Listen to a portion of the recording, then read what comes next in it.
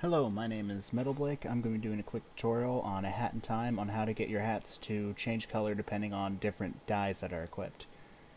This was actually taught to me by one of the devs, but I figured it'd be easier to just go ahead and make this real quick and give them a little bit of a break since they've done quite a bit for our community already.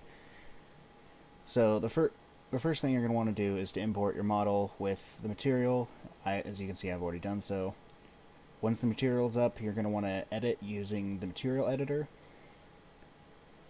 I already have this all set up. I'm just basically going to be showing how I did it so that other people can replicate it. Once that's up, you're going to want a grayscale version of the texture, so you're going to want to import that, and you just simply copy full name to clipboard, and you're going to want to, on here, right click, go down to texture, and you're going to want to make new texture sample. And if you've already copied the texture into the clipboard, it'll just immediately make it that way. If not, it'll make just a blank texture sample. You go down here to texture and you just copy it right in there. I already have one right here, so that's already set up. The next thing you're going to want to do is you're going to want to right click, once again go down to texture, and go down and go up to dynamic LUT. With the dynamic LUT, first off, for the default collection, you're going to want the Hat Kid standard hat colors. To find that, you go up to the Hat in Time game files. The easiest way I find is to click all types, go down to parameter collection, and it should be right there. So you copy that, and you copy it right there in the default collection. And the last thing you're going to want to do to make sure the LUT works correctly is to name it gradient map with no spaces. If you do not do that, even though it'll show results in the preview for the LUT, it will not change colors in game depending on your dyes. It'll just switch them to the default Hat Kid colors. Then what you do, connect one of these to this side of the gradient map of the LUT.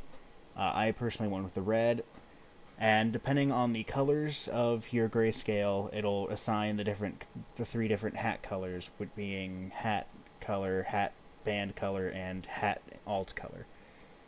The way I believe it goes is the darker ones go to the normal hat color, the brighter one, the middle grays become the hat alt, and the whiter ones become the hat band. Then all you need to really do is connect this to the diffuse, and it should work. I have that lerp here that really isn't doing anything. Before I thought it was something I was needing. You really don't need it. As long as you have the LUT working and called gradient map, and you have it connected to the diffuse part here, it should work. The one thing you need to look out for, however, is what type of mesh your model is. If your mesh is a skeletal model, it should work perfectly fine. It'll change colors, no problems. However, there is one problem if you're using a static mesh, in which,